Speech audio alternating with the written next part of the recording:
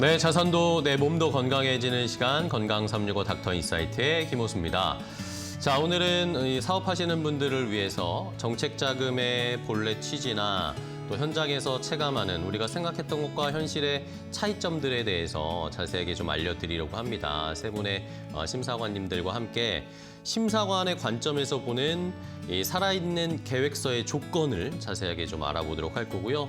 부결 이력에 있는 이후에 심사에 미치는 영향, 신청 타이밍, 그리고 저금리 구조와 또 한도 설계 방식까지 다양하게 깊게 구조적으로 이 정책 자금에 대한 해법을 좀 알아볼 테니까요. 끝까지 함께해 주시기 바랍니다. 자, 오늘도 세 분의 정책 심사관 분들과 함께 할 겁니다. 세 분 어떤 분들이 함께해 주실지 먼저 심사관님들을 화면으로 만나보시죠.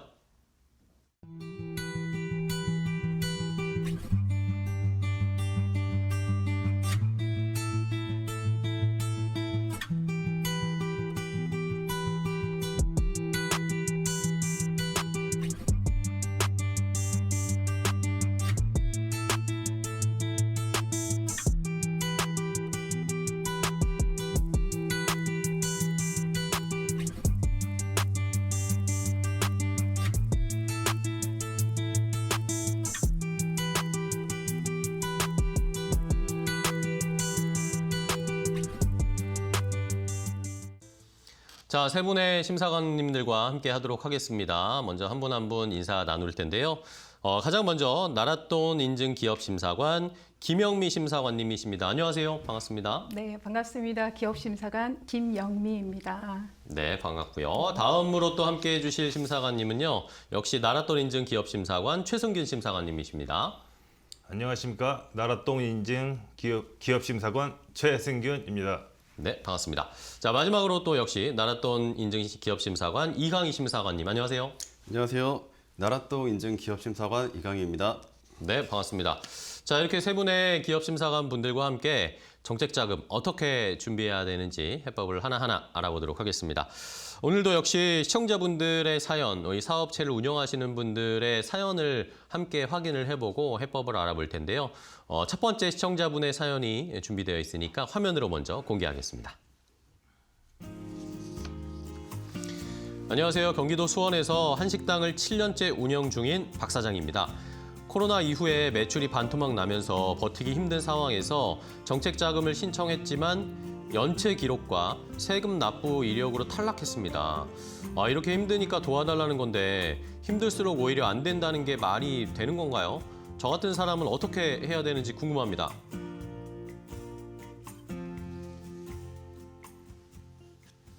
자, 첫 번째 한식당을 운영하시는 우리 사장님, 박 사장님의 사연을 들어봤는데 그러게요. 좀 아쉽습니다. 힘든 상황에서 좀 도움을 요청한 건데 오히려 좀 거절을 당하시니까 마음의 상처를 입으신 것 같기도 하고 어떻게 해야 정책 자금 받을 수 있을지 궁금하신 것 같습니다.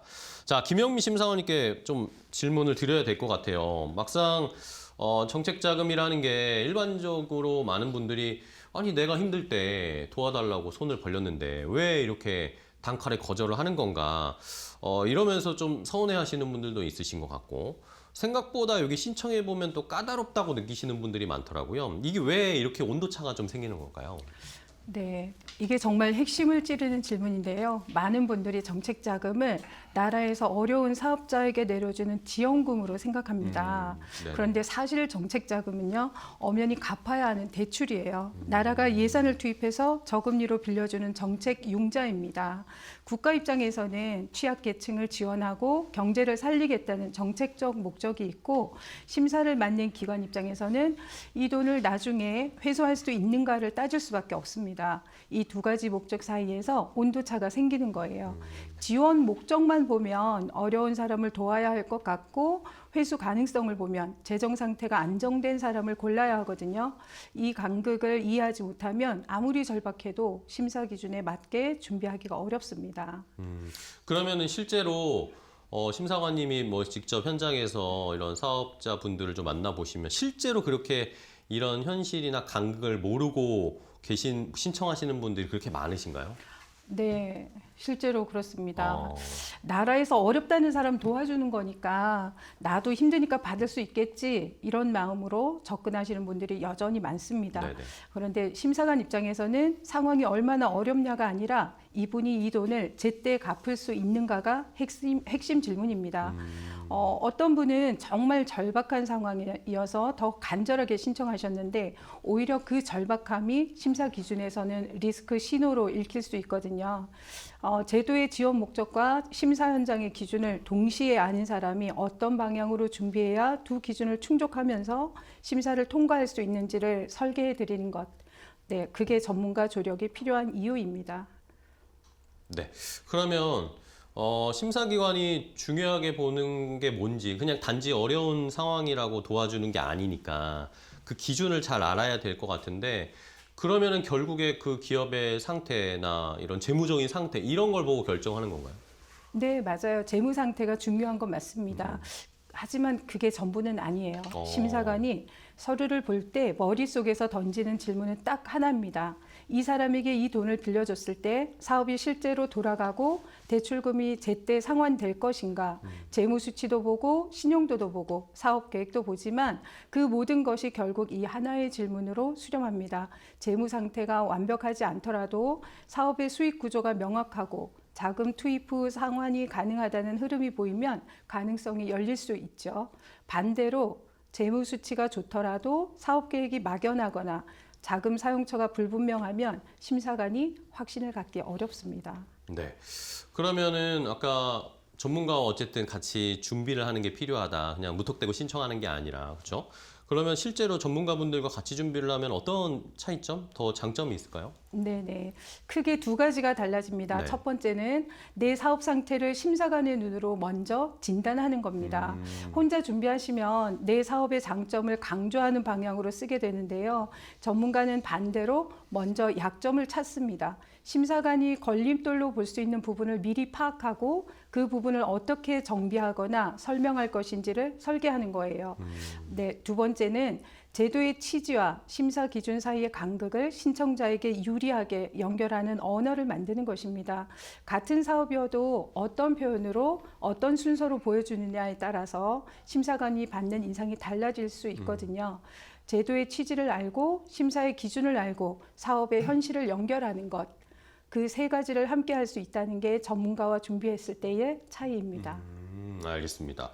자, 김영민 심사관님께서 이 정책자금의 전반적인 제도 또 준비를 어떻게 해야 하는지 그냥 단순히 도움을 받으려고 받는 게 아니다라는 걸 좀 명확하게 좀 알려주셨는데요. 그러면 최승균 심사관님, 이렇게 심사를 받고 결국에는 심사를 통과하는 사업자분들은 그러면 실제로 어떤 게 다른지가 궁금해요. 이렇게 실제 자금을 받는 분들은 어떤 준비를 잘 하고 어떻게 통과를 하는지 그거 좀 알고 싶습니다. 네네. 사실 현장에서 보면요, 자금을 받는 분들이 네. 뭐 더 뛰어나서라기보다는 조금 더 먼저 정리를 해두신 분들이에요. 아, 대부분 대표님들 정말 열심히 하십니다. 새벽부터 밤까지 일하시고요.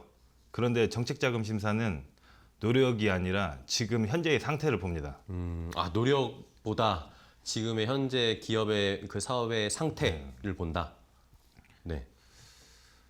예, 저도 그래서 늘 말씀드립니다. 지금 힘들어도 기본부터 지키자고 말씀을 드려요. 첫 번째는 기본을 지켜온 분들이에요. 네. 세금이 밀리지 않았고 연체 없이 버텨오신 분들이에요. 매출이 완벽하지 않아도 괜찮습니다. 하지만 약속을 지켜온 기록은 항상 남습니다. 그 기록이 신뢰가 돼요. 그리고 두 번째는 자기 사업을 스스로 이해하고 있는 분들이에요. 네. 뭐 매출이 조금 줄을 수는 있어요. 요즘 안 어려운 업종이 거의 없잖아요. 예, 그런데 왜 줄었는지, 어디가 문제인지, 뭐 어떻게 바꿀 건지 설명할 수 있는 분들은 다릅니다. 뭐 열심히, 뭐 간단하게 열심히 해보겠습니다 보다는 이 부분을 이렇게 고쳐서 매출을 상승시켜 보겠습니다. 그 차이가 크다고 보시면 됩니다. 그리고 마지막은 다시 일어설 수 있는 그림이 있는 분들이에요. 그냥 힘들어서 신청하는 게 아니라 이 자금이 지금 들어오면은 어디에 어떻게 쓰이고 언제쯤 회복될 수 있는지 그 계획을 생각해보고 오신 분들이에요. 심사는 뭐 차갑게 보이지만 결국 하나를 묻습니다. 이 기업이 다시 설 수 있는가? 가장 힘들었을 때 오시면은 저희도 도와드릴 수 있는 방법이 줄어들어요. 네. 정책 자금은 뭐 완전히 무너진 뒤에 살려주는 제도라기보다는 아직 불씨가 남아있을 때 그 부분을 키워주는 제도에 가깝다고 보시면 됩니다. 뭐 지금 뭐 당장 신청하는 게 중요한 게 아니고 통과할 수 있는 상태를 만드는 게 먼저입니다. 뭐 정리하고 점검하고 준비하고 뭐 그 준비가 되어 있으면은 문이 열릴 수 있다고 보시면 됩니다. 알겠습니다. 자, 최성균 심사관님께서 말씀해 주신 것처럼 노력을 열심히 해서 준비하는 것도 중요한데 사업을 잘 운영을 해오고 거기에서 나의 스토리나 앞으로의 계획들을 보여줄 수 있는 그런 포인트가 필요하다라는 걸 잘 강조를 해주셨어요. 그러면 이강희 심사관님과도 얘기를 나눠볼 텐데 앞에서 저희가 이제 함께 들었던 사연, 박 사장님의 사연을 보면 이게 참 코로나 때문에 사업이 힘들어지셔가지고 어려운 상황이어서 좀 지원을 받으셨으면 좋았을 상황인데 탈락을 하셨잖아요. 그러면은 왜 이렇게 어떻게 보면 어려운 상황에 있는 사업자분들이 왜 더 탈락을 하게 되는 걸까요? 예, 조금 전 말씀드린 것처럼 정책 자금은 갚아야 하는 융자입니다. 네. 그렇기 때문에 심사 기간은 지원 의지만큼 상환 가능성도 냉정하게 봅니다. 박 사장님처럼 체납이나 금융 연체 이력이 있으면 서류를 제대로 검토하기도 전에 탈락하는 경우가 많거든요. 힘드실 때 카드가 한번 밀리고 세금 좀 늦게 낸 게 결정적인 발목을 잡은 거죠. 심사관 입장에서는요, 이분이 지금 세금도 못 내고 있는데 대출금을 제때 갚을 수 있을까? 라는 의문이 생기는 건데요. 차갑게 들릴 수 있지만 심사 구조상 어쩔 수 없는 부분입니다. 그러면은 심사관님 이런 분들 뭐 연체 이력이 있거나 이런 분들은 앞으로도 영영 이 정책 자금 받는 거는 어려운 일입니까? 안 되는 거예요? 아니요, 절대 그렇지 않습니다. 세금이나 연체 문제는 시간을 두고 정리하면 누구나 해결할 수 있는 문제인데요. 예, 중요한 건 그 정리가 된 상태에서 신청하셔야 한다는 겁니다. 문제가 있는 상태로 신청하면 아무리 좋은 사업이어도 정책 자금의 문턱을 넘기가 매우 어렵거든요. 지금 당장 신청이 목표가 아니라 통과하는 게 목표여야 한다는 말씀을 드리고 싶은데요. 6개월이 걸리더라도 정리하고 들어가는 게 지금 당장 넣었다가 부결되는 것보다 훨씬 빠른 길이라고 보시면 됩니다.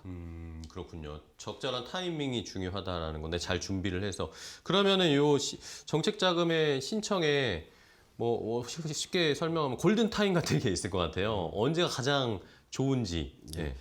제가 가장 강조하고 싶은 개념이 바로 이 골든 타임인데요. 네. 예, 불이 이미 다 타버린 뒤에 소방차를 부르면 할 수 있는 게 거의 없는데요. 네. 사업도 똑같습니다. 사업 체력이 완전히 바닥났을 때 전문가를 찾으면 사실 선택지가 많지 않거든요. 반대로 아직 매출도 있고 연체도 없는 상태일 때 찾아오시면 선택지가 훨씬 넓습니다. 요즘 좀 버겁다 하는 느낌이 올 때가 바로 마지막 골든 타임인데요. 그런데 좀 더 힘들어지면 그때 알아봐야지라고 미루다 보면 결국 사업이 완전히 무너진 뒤에 찾아오는 경우가 많습니다. 하지만 그때는 해결 방법이 제한적일 수밖에 없습니다. 그러면 우리 앞서서 사연 주신 박 사장님께 현실적으로 좀 조언을 해주신다면 심사관님 뭐라고 말씀해 주실 거예요? 예, 지금 당장 다시 신청하는 건 권해드리지 않고요. 네네. 먼저 연체 문제, 세금 문제부터 정리하시고요. 예, 그 다음에 전문가와 함께 내 사업의 현재 상태를 진단받으시고 어떤 부분이 부족한지 또 어떤 순서로 정비를 해야 되는지 파악하신 후에 신청 시점을 결정하는 게 맞습니다. 정책 자금은 가장 힘든 사람이 받는 게 아니라 준비된 기업에게 열리는 문이기 때문에 지금부터라도 바로 준비하셔야 됩니다. 알겠습니다. 자, 이렇게 첫 번째 우리 한식집을 운영하시는 박 사장님의 사연 어느 정도 좀 해결책을 드렸는데 도움이 되셨으면 좋겠고요. 지금부터 또 차근차근 잘 준비를 하셔가지고 다음에는 꼭 정책 자금 받으셨으면 좋겠습니다. 자, 그럼 이제 두 번째 시청자분의 사연으로 넘어가 볼까요? 이번에는 어떤 시청자분이 어떤 고민을 가지고 계실지 화면으로 함께 확인해 보겠습니다. 안녕하세요. 서울에서 IT 솔루션 사업을 2년 동안 운영하고 있는 정 대표입니다. 정책자금 신청을 위해서 직접 시장 분석 자료도 붙이고 근거도 꼼꼼히 담아서 준비를 했습니다. 전문적으로 보일 수 있도록 사업 계획서 작성도 열심히 했는데 결과는 부결이었습니다. 왜 이런 결과가 나왔는지 모르겠습니다. 심사관이 원하는 계획서가 따로 있는 건가요?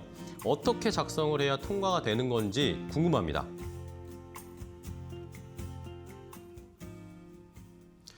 자, 이번에는 두 번째 시청자분, IT 솔루션 사업을 하시는 정 대표님인데 아마 이 사업 계획서나 이 준비를 매우 열심히 하셨던 것 같아요. 의욕적으로 멋지게 또 있어 보이게 만들려고 하셨던 것 같은데 결과가 안 좋았습니다. 자, 이거 왜 그랬을까요? 이강희 심사관님 어떻게 생각하세요? 예, 이게 현장에서 정말 많이 보는 케이스인데요. 네. 열심히 사업 계획서를 만들어도 떨어지는 이유가 있습니다. 거의 대부분이 대표님 본인 입장에서 썼기 때문인데요. 예를 들어 우리 사업이 얼마나 좋은지 내가 얼마나 열심히 준비하고 있는지를 설명합니다. 하지만 이건 심사관이 보는 관점이랑 전혀 다른 방향성으로 가고 있는 겁니다. 그러면은 심사관님이라면 실제로 어떤 요소들을 보세요? 심사관은 하루에 뭐 수십 건, 많게는 수백 건 서류를 검토하는데요. 그렇겠죠. 그 서류들을 보면서 딱 한 가지 질문을 던집니다. 이 돈이 들어가면 정말 매출이 나오는가? 시장 분석 자료도 좋고요. 근거 자료도 좋습니다. 그런데 그 내용이 이 질문에 대한 답으로 연결이 안 되면 심사관 눈에는 그냥 자료 모음집일 뿐이거든요. 심사관은 감동이 아니라 확신을 원합니다. 그렇군요. 자, 그러면 결국에는 확신을 주는, 말씀해 주시는 것처럼 확신을 주는 그런 계획서를 어떻게 써야 되는지 이게 제일 궁금합니다. 네. 예, 핵심은 자금 투입과 매출 발생 사이에 인과관계가 명확하게 보여야 한다는 겁니다. 예를 들면 이번에 신청한 자금으로 A라는 장비를 도입하면 생산량이 50%만큼 늘어나고 그러면 3개월 안에 또는 6개월 안에 매출이 이 정도는 상승합니다 라는 식으로 명확한 게 좋습니다.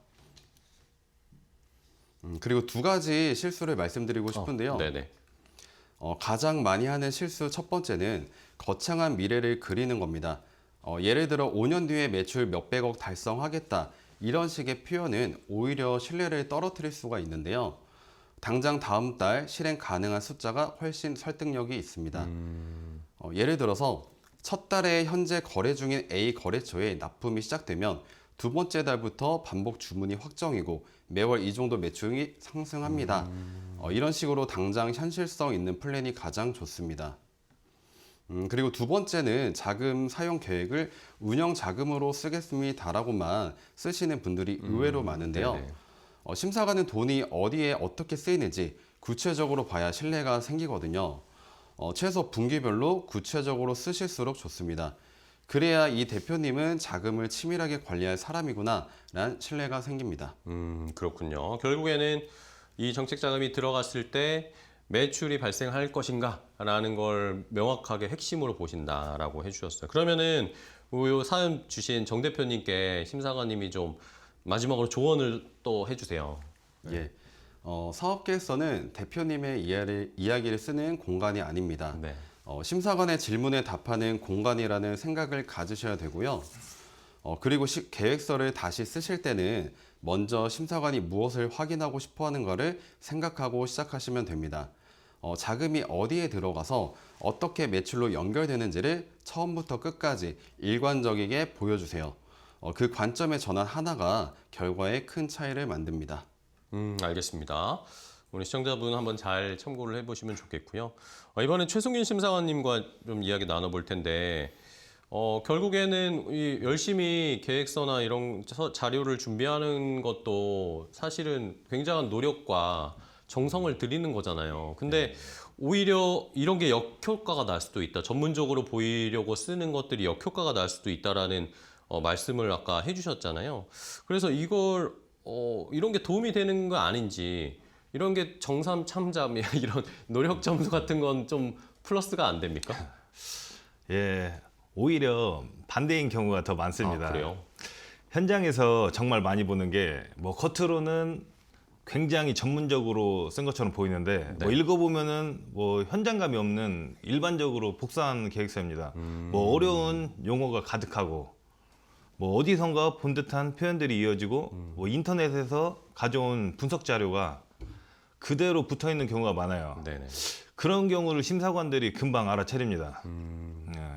왜냐하면 그 안에 대표님의 경험이 없기 때문에 예, 그런 상황이 발생합니다. 예를 들어서 뭐 시장 성장률은 연 8%이며 관련 보고서에 따르면 향후 5년간 안정적인 확대가 예상됩니다. 뭐 이런 문장 같은 경우에는 어디서 봐도 다 볼 수 있는 이런 문장인데 네. 그렇게 하는 것보다 우리 거래처는 월 3회 납품 중입니다. 하지만 이 장비가 들어오면은 주 유예로 늘어날 예정입니다. 이 문장이 훨씬 설득력이 있다고 보시면 됩니다. 전자는 네네. 자료고 후자는 현장이라고 보시면 됩니다. 진짜 현장의 목소리가 들어가 있는 그런 자료가 훨씬 더 좋다라는 건데 그러면은 진짜 말씀해 주신 대로 너무 전문적으로 보이겠으면은 더 의심을 받을 수도 있겠네요. 예, 맞습니다. 과도하게 전문적인 용어, 아까 전에 말씀드렸던 것처럼 복사한 듯한 문장 구조, 비슷비슷한 표현. 뭐 기관에서는 이게 실제로 실행 가능한 내용인가라는 의심을 받게 됩니다. 기관은 멋진 보고서를 찾는 게 아니고 실제로 움직일 사람을 찾는다고 보시면 됩니다. 오히려 투박해도 괜찮습니다. 내가 지금 어떤 상황이고 어디가 막혀 있고 이 자금이 들어오면은 무엇부터 움직일지 그게 구체적으로 보이면 됩니다. 심사관이 원하는 건 화려한 문장이 아니고 진짜 현장 경험입니다. 그 경험이 녹아 있을 때 심사관은 고개를 끄덕인다고 보시면 됩니다. 결국에는 뭐 화려하고 전문적이고 막 자료를 많이 준비하는 것보다는 진정성이 있는 게 통한다는 말이네요. 예. 형식적인 서류는 금방 티가 나죠. 하지만 현장을 아는 사람은 뭐 다릅니다. 심사관은 감동을 찾는 게 아니고 확신한 부분을 찾습니다.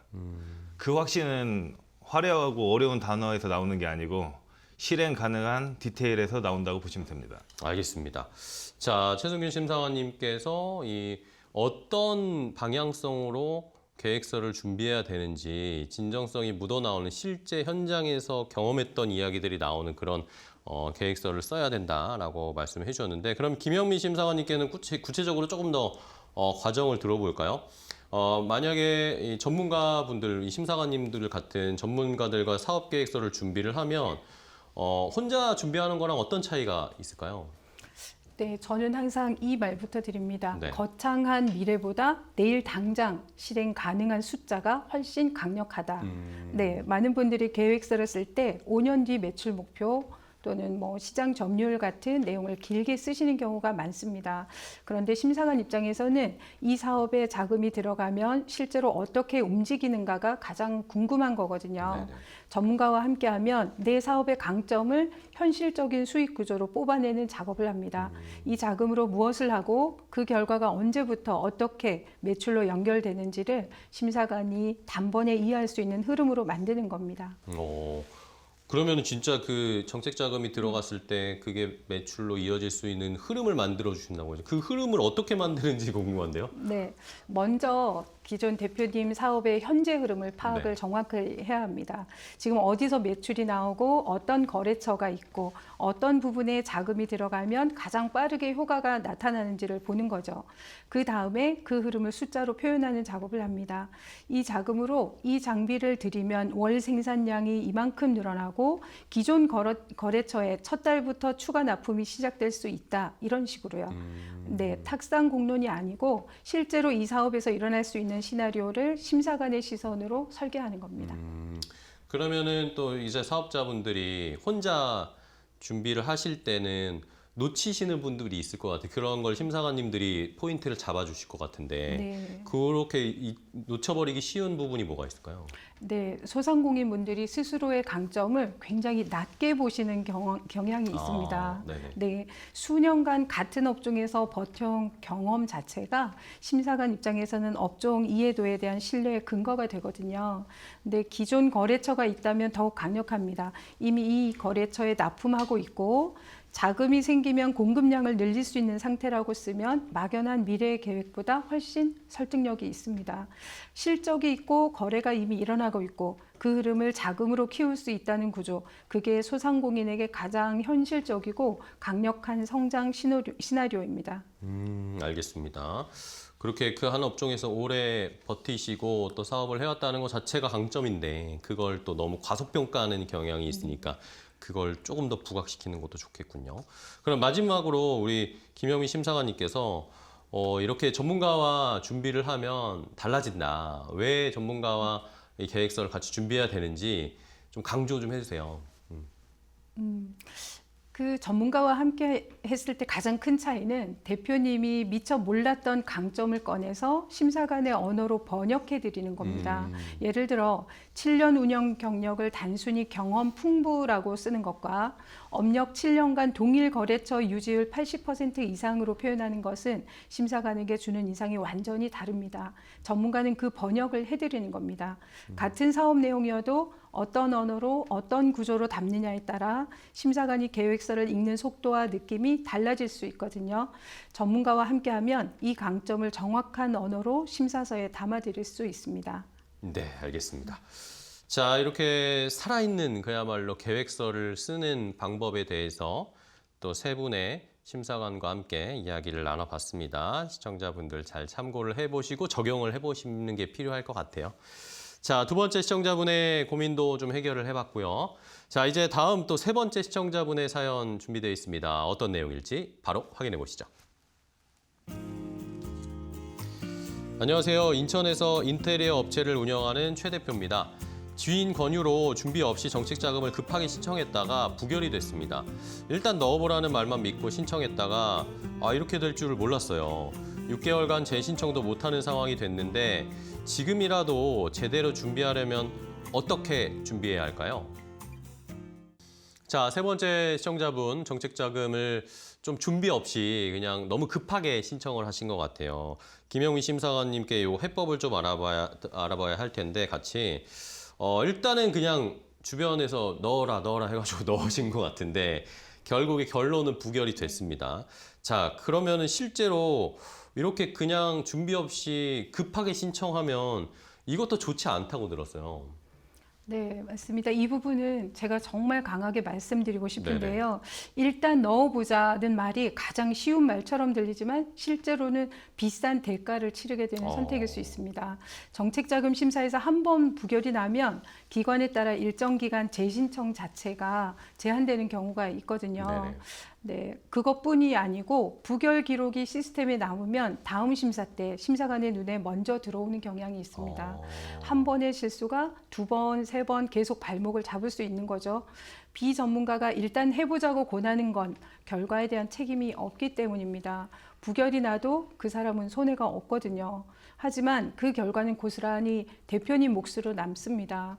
그래서 첫 단추를 전문가와 제대로 꿰어야 합니다. 그렇군요. 자, 그러면은 신청을 하기 전에 어떤 것들을 점검을 해서 준비를 해야 됩니까? 네, 크게 세 가지를 반드시 확인하셔야 합니다. 네. 첫째는 결격 사유입니다. 세금 체납이나 금융 연체가 없는지 이것부터 먼저 보셔야 해요. 아무리 사업이 좋아도 결격 사유가 있으면 서류 검토 전에 이미 탈락하는 경우가 많습니다. 두 번째는 재무 상태예요. 부채 비율이 업종별 기준에 맞는지, 매출 증빙이 제대로 되어 있는지 확인하셔야 합니다. 업종에 따라 융자 제한 부채 비율 기준이 있는 경우가 있어서 사전에 확인이 필요합니다. 세 번째는 신용 상태입니다. 대표님 개인 신용도 중요한 판단 기준이 됩니다. 정책 자금은 대표님의 상환 능력을 보고 빌려주는 돈이기 때문에 신용이 흔들리면 심사관에게 신뢰를 드리기 어렵습니다. 네. 이 세 가지를 먼저 점검하고 문제가 있으면 정비한 다음에 신청하셔야 합니다. 순서가 결과를 결정합니다. 네. 자, 그러면 이 김영미 심사관님께서 만약에 부결이 됐다. 부결이 된 상황에서 재신청을 준비하는 분들에게 조언을 좀 부탁드립니다. 어떤 걸 좀 중점적으로 좀 봐라라고요. 네, 정말 아쉬운 경우인데요. 네. 부결이 났다고 해서 끝이 아닙니다. 그 이유를 정확히 파악하는 것이 먼저입니다. 많은 분들이 부결이 나면 상처받고 포기하거나 반대로 아무 준비 없이 다시 넣으려고 하시는데요. 부결 기록이 있는 상태에서 같은 방식으로 재신청하면 더 어려워질 수 있습니다. 재신청 가능한 시점이 됐을 때 무작정 다시 넣는 게 아니라 그 기간 동안 전문가와 함께 내 상태를 진단하고 부족한 부분을 채우는 시간으로 써야 합니다. 부결 사유가 세금이나 연체 문제였다면 그것부터 정리하셔야 하고요. 사업계획서 방향이 문제였다면 심사관의 시선에 맞게 완전히 다시 구성해야 합니다. 지금 이 시간이 오히려 제대로 준비할 수 있는 기회라고 보시면 됩니다. 네. 한번 뭐 다시 재정리를 해보고 내 사업을 되돌아보는 시간으로 좀 6개월을 채우는 게 필요할 것 같고, 결국에는 그러면 옆에서 같이 조언을 주실 수 있는 전문가분을 어떤 분이랑 함께 하느냐도 굉장히 중요할 것 같아요. 네, 맞습니다.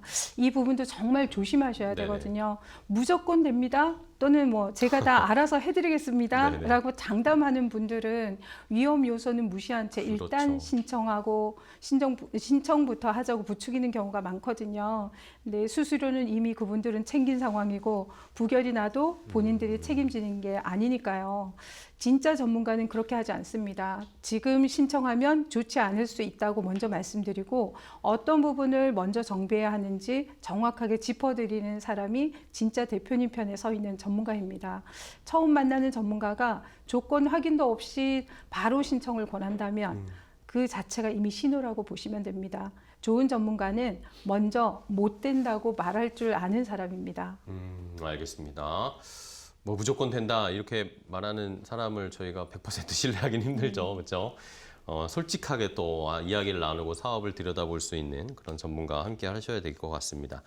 자, 그럼 이번에는 이강희 심사관님과 또 이야기를 나눌 텐데, 아까 앞에 사연에서 최 대표님이 그냥 지인이 넣어보자 해가지고 급하게 넣으셨는데 부결이 됐잖아요. 그러면은 이런 케이스들이 꽤 많을 것 같단 말입니다. 재신청 제한까지 걸리신 분들, 이런 분들은 부결 기록 같은 경우에는 실제로 얼마나 오랫동안 어떻게 영향을 미치는지가 궁금해요. 예, 최 대표님 케이스가 정말 전형적인 케이스인데요. 네네.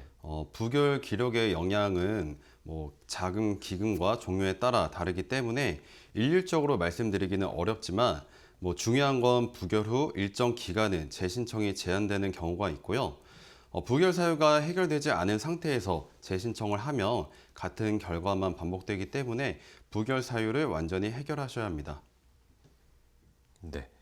자, 그러면 결국에는 준비가 안 된 상태로 신청을 하는 건 정말 위험할 수도 있다. 다음에 또 정책 자금을 신청하는데 어떻게 보면 걸림돌이 되고 짐이 될 수도 있을 것 같은데요. 이런 실제로 그런 케이스들이 있나요? 예, 예를 들어서 건강검진 결과가 나쁘게 나오면 보험 가입할 때 그 기록이 다 조회되잖아요. 네네네. 예, 그래서 보험 가입이 거절되거나 부담보가 나오는데, 그렇기 때문에 보험은 건강할 때 가입하라고 하는 것처럼 정책 자금도 똑같습니다.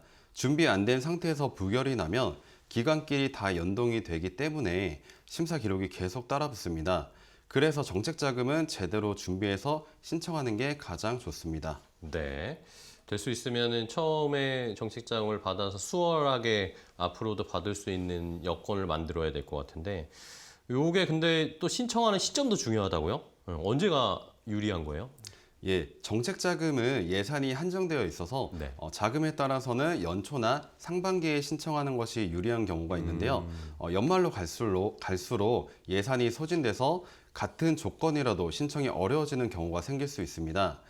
다만 자금 종류마다 운영 방식이 다르기 때문에 무조건 연초가 좋다기보다는 해당 자금의 예상 집행 시기를 확인하시는 게 중요하고요.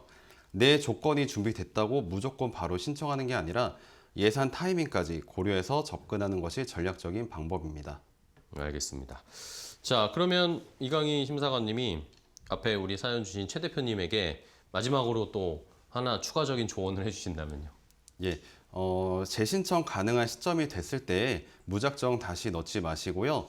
그 기간 동안 전문가와 함께 내 상태를 정확하게 진단하시고 부족한 부분을 채우는 시간으로 쓰셔야 됩니다. 부결 사유가 세금이나 연체였다면 그것부터 정리하시고요. 계획서가 문제였다면 심사관 관점에서 처음부터 다시 구성하세요. 신청 타이밍은 빠른 것보다 준비된 게 정답입니다. 알겠습니다. 자, 이강희 심사관님과 함께 또 이렇게 준비하는 방법, 부결되고 나서 어떻게 준비를 해야 되는지 알아봤고요. 자, 이번엔 최승균 심사관님과 또 이야기 나눠볼 텐데, 아무래도 신청 타이밍을 뭐 앞에서 저희가 이야기 좀 나눠봤지만 혼자 판단하기는 쉽지 않으실 것 같아요. 사업하시는 대표님들이. 그러면 신청 타이밍을 어떻게 잡아야 될지 한번 정리 좀 해주실까요? 예, 사실 대표님들은 마음이 다 똑같습니다. 지금 급하니까 네. 빨리 넣고 싶으시죠. 그렇죠. 하지만 정책 자금은 급한 마음으로 들어가면은 오히려 멀어질 수 있습니다. 타이밍은 감정이 아니라 상태를 보고 결정해야 합니다. 진짜 전문가는 지금 넣으세요라고 말하지 않습니다. 먼저 세 가지를 본다고 보시면 됩니다. 네. 첫 번째는 세금 상태입니다. 체납은 없는지, 4대 보험은 정리됐는지, 기본이 흔들려 있으면은 아무리 좋은 계획서를 써도 힘을 쓰기 어렵습니다. 두 번째는 신용과 금융 흐름입니다. 연체 기록은 없는지, 부채 비율은 감당 가능한 수준인지. 정책 자금은 결국 빌리는 돈입니다. 상환 가능성이 보여야 신뢰가 생긴다고 보시면 됩니다. 세 번째는 정책 방향과의 부합 여부입니다. 지금 이 시점에 이 업종이, 이 자금 목적이 기관이 집중하는 방향과 맞는지. 예산은 한정되어 있습니다. 같은 조건이라도 시기에 따라 결과가 달라질 수 있다고 보시면 됩니다. 네, 알겠습니다. 그러면은 뭐 세 가지를 말씀해 주면 세금, 신용, 그리고 시기, 요 세 가지 정책 방향과에 맞는지 부합 여부, 요거 세 가지를 강조를 해주셨는데 이것도 사실 대표님들이 혼자 내 걸 스스로 판단하기는 쉽지 않으실 것 같아요. 예. 그래서 바로 전문가가 필요한 이유라고 보시면 됩니다. 네네. 전문가는 신청을 대신해 주는 사람이 아니고 적기를 잡아주는 사람, 세금이 정리되고 신용이 안정되고 정책 방향과 맞물리는 순간, 그때가 신청 효과가 가장 높은 타이밍입니다. 대표님들이 혼자 이 세 가지를 동시에 맞아떨어지는 시점을 파악하기 어렵기 때문에 전문가와 함께 점검을 하는 것이 필요합니다. 알겠습니다. 전문가 역시 도움을 받으면서 준비를 하는 게 가장 좋을 것 같은데 그러면 최승균 심사관님이 아까 앞서서 사연 주신 최 대표님에게 최 대표님의 또 비슷한 상황이신 분들 이렇게 조언을 해주신다면요? 예, 정책 자금은 빨리 넣는 사람이 받는 게 아니고 준비가 갖춰진 순간에 적절한 타이밍에 들어간 사람이 받는 겁니다. 대표님 급한 마음은 이해하지만 지금은 이 준비 기간을 단순히 기다리는 시간이 아니라 내 상태를 정비하는 시간으로 쓰세요. 그 준비가 쌓이면 신청했을 때 결과가 달라질 수 있습니다. 빠른 것보다 준비된 타이밍이 정답이라고 보시면 됩니다. 알겠습니다. 빨리 신청하는 것보다 정확한 타이밍에 잘 준비된 타이밍에 신청하는 게 훨씬 중요하다라고 하니까요. 너무 급하게 마음 갖지 마시고 차근차근 준비를 해보시면 좋을 것 같습니다. 자, 세 번째 시청자분의 사연까지 확인을 해봤고요. 이제 마지막으로 네 번째 시청자분의 사연 하나 더 준비되어 있습니다. 어떤 고민이 있으실지 함께 확인을 해보시죠. 안녕하세요. 경남 창원에서 금속 부품 제조업을 운영하는 강 대표입니다. 정책자금 승인은 받았지만 한도가 예상보다 훨씬 낮게 나왔습니다. 매출도 있고 사업 규모도 있는데 왜 한도가 낮은지, 더 높게 받을 수는 없는지 궁금합니다. 매출이나 사업 규모 말고도 한도를 더 높일 수 있는 방법이 혹시 따로 있는 건가요? 자, 이번에는 네 번째 시청자분의 사연 김영민 심사관님과 먼저 좀 이야기를 나눠보도록 할게요. 정책자금이라고 하면은 우리가 흔히 생각할 때는 그냥 저금리일 거다라고 생각하시는 분들이 많으실 텐데 실제로 이게 이자가 낮아지는 건 어떻게 낮아지는 건지 아니면은 구조적으로 요걸 저희가 좀 알아야 될 것 같습니다. 네, 이게 바로 2차 보전이라는 제도인데요. 네네. 제대로 이해하시면 활용 가치가 훨씬 커집니다. 네, 쉽게 설명드리겠습니다. 네네. 일반 시중은행에서 대출을 받으면 예를 들어 연 5% 내지 6% 이자를 내야 한다고 가정해 보겠습니다. 네. 정책 자금은 나라가 예산으로 그 이자의 일부를 대신 내줍니다. 그러면 사업자는 예를 들어 연 2 내지 3%만 내면 되는 거예요. 나머지 이자 차액은 국가가 금융기관에 보전해 주는 구조입니다. 이걸 2차 보전, 즉 이자 차액을 보전해 준다는 뜻으로 2차 보전이라고 합니다. 결국 사장님이 낸 세금이 이 2차 보전 예산으로 쌓이고 그 혜택이 저금리로 돌아오는 거예요. 내 세금이 만든 제도를 내가 다시 혜택으로 받는 거니까 적극적으로 활용하셔야 됩니다. 알겠습니다. 2차 보전, 이자 차액을 보전해 준다. 그래서 2차 보전이라고 하는 거군요. 그러면은 요 2차 보전 혜택은 그냥 사업자 분들이면 그냥 자동으로 신청이 되는 건가요? 아니면 따로 어떻게 신청을 해야 되는 건가요? 네, 자동으로 되는 게 아니라 어떤 자금에 어떻게 신청하느냐에 따라 달라집니다. 아. 네, 2차 보전은 방식은 자금마다 기관마다 조건이 다른데요. 어떤 자금은 처음부터 저금리로 실행되고 어떤 자금은 일반 금리로 실행한 뒤 나중에 이자 차익을 환급해 주는 방식도 있습니다. 업종이나 규모, 인증 여부에 따라서 적용받을 수 있는 2차 보전 폭이 달라지기도 합니다. 단순히 정책자금은 저금리라고만 알고 신청하시면 받을 수 있는 혜택을 다 못 받을 수 있습니다. 그래서 전문가와 함께 어떤 자금이 내 상황에서 가장 낮은 금리로 설계될 수 있는지를 먼저 파악하는 게 중요합니다. 금리 차이가 1%포인트만 달라져도 대출 규모와 기간에 따라 상당한 이자 부담 차이가 생길 수 있습니다. 그 설계를 제대로 하는 것 자체가 실질적인 절감인 겁니다. 알겠습니다. 그러면은 이 저금리 외에도 정책 자금이 또 일반 은행 시중 대출이랑 다른 점은 또 뭐가 있을까요? 네, 크게 두 가지가 더 있습니다. 네네. 첫 번째는 거치 기간이에요. 네, 정책 자금에는 이자만 내는 거치 기간이 있는 경우가 있는데요. 이 거치 기간을 어떻게 활용하느냐에 따라 사업 초기 자금 부담을 줄일 수 있습니다. 초기에 원금 상환 부담 없이 사업을 키우고 매출이 안정된 시점부터 본격적으로 갚아 나가는 구조를 만들 수 있는 겁니다. 시중 대출은 이런 유예 기간을 협의하기가 쉽지 않거든요. 두 번째는 상환 기간입니다. 정책 자금은 일반적으로 장기 상환 구조가 가능한 경우가 많아서 월 상환 부담이 낮게 설계될 수 있습니다. 얼마를 받느냐만큼 어떻게 갚느냐도 중요한 설계의 영역입니다. 이 부분도 전문가와 함께 꼼꼼히 설계하셔야 합니다. 그렇네요. 이게 결국에는 그냥 지원을 받고 끝나는 게 아니니까 다시 갚아야 되는 그 돈이니까 그걸 잘 생각을 해보셔야 될 것 같고. 그러면은 정책 자금을 잘 활용하기 위해서 이강희 심사관님, 김영미 심사관님이 생각하시는 핵심적인 포인트, 가장 핵심을 꼽아주신다면요? 네, 먼저 아는 사람이 먼저 혜택 받는다. 네, 이 말이 핵심입니다. 정책자금 제도는 매년 바뀌고요. 예산이 소진되면 그해 신청이 마감됩니다. 연초에 움직이는 분과 연말에 알게 된 분의 기회가 달라질 수 있습니다. 저금리 혜택도 2차 보전 구조도 어떤 자금이 내 업종에 유리한지도 사전에 파악하고 준비된 상태에서 신청하셔야 더 나은 조건으로 받을 수 있습니다. 같은 제도, 같은 자금이어도 어떻게 설계하고 신청하느냐에 따라 금리와 한도가 또 상환 구조가 달라질 수 있습니다. 대표님이 낸 세금으로 만들어진 제도입니다. 제대로 알고 제대로 준비해서 유리한 조건으로 활용하시는 것, 그게 현명한 자금 전략입니다. 알겠습니다. 자, 먼저 아는 사람이 먼저 혜택을 받는 겁니다. 그러니까 항상 이런 안테나를 세우시고 그 정보를 저희가 잘 찾을 수 있어야 될 것 같아요. 자, 그러면 이번에는 이강희 심사관님과도 계속 이야기 이어가 볼 텐데 아까 들려드린 시청자분의 사연에서 강 대표님은 이제 승인은 되긴 되셨는데 한도가 너무 낮게 나왔다. 그래서 아쉬워하시고 계셨어요. 이거 매출도 있고 사업 규모도 있고 하는데 왜 한도가 낮게 나왔을까요? 예, 한도는 매출이 높아야 많이 나온다고 생각하시는 분들이 많은데요. 네. 예, 물론 매출도 중요합니다.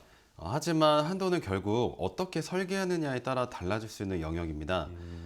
예를 들어 같은 재료를 가지고 요리를 해도 요리 방법에 따라 결과물이 달라지는 것처럼 정책 자금도 마찬가지인데요. 같은 조건이라도 어떻게 접근하느냐에 따라서 결과가 달라질 수 있습니다. 그러면은 그 한도를 결정하는 핵심 요인, 핵심 요건이 뭔가요? 예, 크게 두 가지인데요. 네. 첫 번째는 이제 자금 구성 방식입니다. 정책 자금에는 시설 자금과 운전 자금이 있는데요. 시설 자금은 기계 설비에 쓰는 돈이고 운전 자금은 사업 운영에 쓰는 돈입니다. 자금 종류에 따라서는 이 두 가지를 함께 구성할 때 전체 한도가 달라지는 경우가 있는데요. 결국 매출보다 어떻게 조합하느냐에 따라 받을 수 있는 총액이 달라질 수 있습니다. 예, 두 번째 요소가 이제 정말 중요한 부분인데요. 예, 바로 가점 요소입니다. 기업마다 자기도 모르는 강점들이 있는데요. 예를 들어 이노비즈나 벤처기업 같은 인증을 받고 계신 기업은 일부 자금에서 우대 조건이 적용될 수도 있고 고용 창출 계획이 있다면 그것도 긍정적으로 작용할 수 있습니다. 그리고 정부가 집중 지원하는 산업 방향과 내 사업이 맞닿아 있다면 그것도 플러스 요인이 됩니다. 근데 이런 걸 모르고 그냥 신청하는 분들이 정말 많으신데요. 이런 강점들을 하나하나 찾아내서 유리한 조건으로 연결하는 게 전문가의 영역입니다. 알겠습니다. 자, 그러면 우리 사업자분들, 대표님들이 한도 말고도 또 놓치거나 좀 간과하고 있는 부분? 그럼 뭐가 있을까요? 예, 보통 상환 일정 설계인데요. 네네. 예, 거치 기간을 어떻게 전략적으로 쓰느냐도 중요합니다. 예를 들어 신규 설비 도입 후에 생산 납품 체계가 자리 잡히기까지 어느 정도 시간이 필요한 경우가 있잖아요. 예, 그 안정화 기간에 맞춰 거치 기간을 설계하면 초기 원금 상환 부담을 줄일 수가 있습니다. 예, 결론은 승인을 받는 것도 중요하지만 얼마를 받느냐도 그만큼 중요한데요. 같은 조건이라도 어떻게 접근하느냐에 따라 결과가 달라질 수 있다는 거 꼭 기억해 주시고요. 놓친 가점, 놓친 구성 방식이 한도에 의미 있는 차이를 만들어낼 수 있습니다.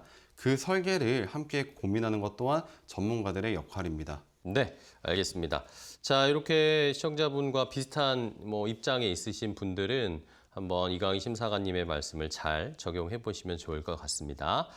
자, 그러면 이번에는 최승규 심사관님과 또 이야기 이어가 볼게요. 앞에 시청자분 강 대표님 사연처럼 승인은 됐지만 한도가 이제 기대보다 낮아서 아쉬운 분들.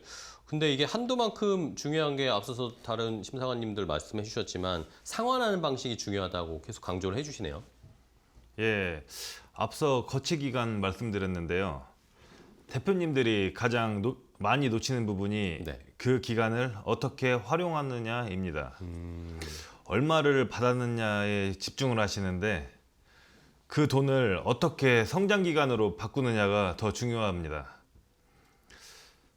거치 기간이 끝나는 시점에 이제 원금을 갚아야 되는 데가 아니라 이제 충분히 갚을 수 있다. 이 상태를 만들어야 합니다. 그러면은 그 시간을 어떻게 활용을 하고 써야 되나요? 이 거치 기간을 그냥 버티는 시간으로 쓰면 안 됩니다. 네네. 이때 해야 할 거는 하나입니다. 수익 엔진을 장착하는 것. 설비를 들였다면 생산량을 올리고 운전 자금을 받았다면 거래처를 확대하고 마케팅에 썼다면 반복 매출 구조를 만들어야 합니다. 강 대표님처럼 제조업이시라면은 자금으로 도입한 설비가 실제 수주로 이어지는 흐름을 거치 기간 안에 만들어야 합니다.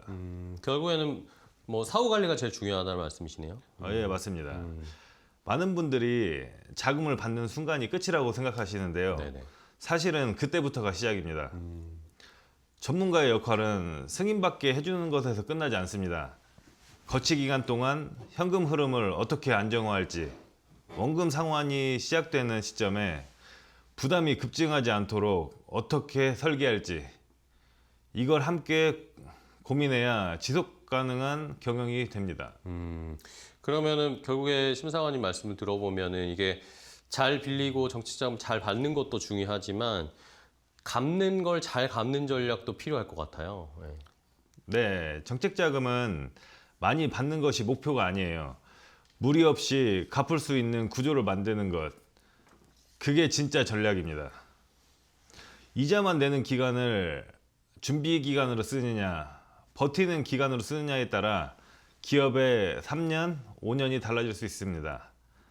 강 대표님처럼 한도가 아쉬울 수 있습니다. 하지만 더 중요한 건 그 자금을 통해 기업이 더 단단해졌느냐입니다. 자금은 도구입니다. 도구를 어떻게 쓰느냐가 기업의 방향을 가릅니다. 잘 빌리고 잘 설계하고 잘 갚는 것, 그게 결국 지속 가능한 경영으로 가는 겁니다. 알겠습니다. 자, 이렇게 오늘은 세 분의 기업 심사관 분들과 함께 정책자금의 취지 현장에서의 약간 괴리감 이런 것들을 어떻게 극복해낼 수 있는지 시청자분들의 사연을 통해서 알아봤습니다. 오늘 세 분의 심사관님 너무 좋은 정보 알려주셔서 감사하고요. 다음에 또 뵙도록 하겠습니다. 오늘 세 분 고생 많으셨습니다. 고맙습니다. 자, 건강365 닥터인사이트 저희가 준비한 정보는 여기까지 전해드리도록 하겠습니다. 저희는 다음 주에 또 더 좋은 정보 가지고 찾아뵙도록 하겠습니다. 끝까지 시청해주신 여러분 고맙습니다.